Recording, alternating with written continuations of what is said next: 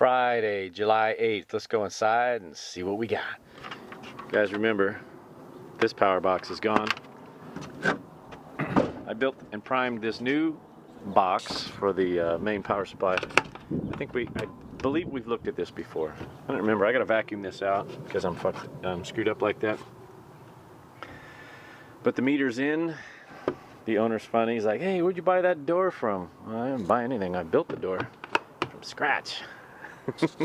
I did put a coat of primer on it because I'm not sure how long it's going to be before all this work gets done and the house gets painted. We don't have the electrical sign-off yet because this city likes to do an all-trades inspection, meaning we're going to get plumbing, framing, and electrical rough-ins all done at the same time. So they ran a little 10-gauge pigtail from new to old. So right now we're on the entire new system. Plumbing's still capped for right now. They have run a ton of conduit. That's the old light fixture that was in the kitchen. We salvaged that. This is how this laid out. I like how the guys did their conduit. We've also had the plumber in here, as you can see. That's my mess. Right over there. Scrap metal pile is growing. Water heater's been moved. I'm gonna pull that stand this morning. I gotta pull this is the old vent flue from the old system, which I'm deleting. It was not in the right optimal position, so I might as well start from scratch. I can do a smaller diameter, probably a 6-inch double-walled vent pipe. And I can change this. This is a mess, right? You can see the particle board they put on here. That's because this is the old exterior wall of the house before they did the addition, and there's a flat roof that ties into this wall.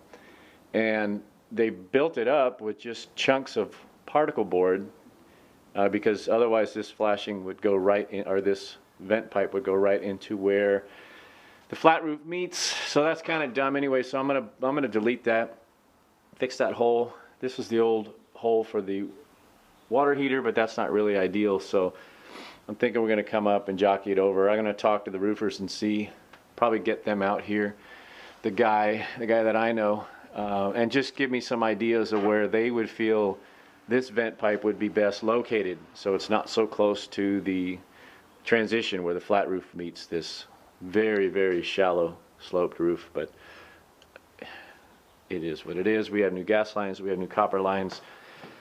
Plumber's in the middle of stuff. Stuff's not all completed yet, so just remember that in the comment section that he still needs to insulate pipes. We still need to remove the old 220.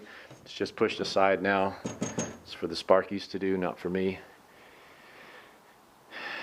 We felt it was best to take this gas line here and come up over the top, as opposed to running it all the way around the garage like it was before, because we don't really need gas into the master bedroom anymore because we're deleting that wall heater. There's a drip leg. This is all 3/4 inch. That's a 1/2 inch drop to the water heater. We've got a 3/4 inch drop to the dryer. This continues over to the stove. This stub up here, this 1/2 inch line, is going to shoot across the house for a direct vent heater that's going to go into the fireplace. It looks like a fireplace basically, but it's a direct vent heater, gas heater. And I just noticed right now that we're talking, it's interesting that he has lined up the supply line for this direct vent heater right in line with the copper. So maybe he's planning on changing that. I don't know. Like I said, he's not all the way done. He's not going to be here today, Friday. He's out buying the furnace. The furnace is going to mount somewhere here on the wall. We've got to remove that electrical. And the Sparkies need to come in and drop a dedicated line for the furnace when they get a minute. I suspect they're just going to tag off of this 220. Again, that's not my concern, that's their concern. But it's moving along, and today on Friday, he kicked over the gas line. Today, Friday, we are getting cabinets. I'm trying to remember what I'm here for. Oh, there's the plumber. We're getting our cabinets, kitchen cabinets today delivered. It's pretty awesome, between 9 and 1. And of course, if they tell me they're going to be here at 9, I'm going to be here at 8 o'clock. And it's actually a little before 8 a.m.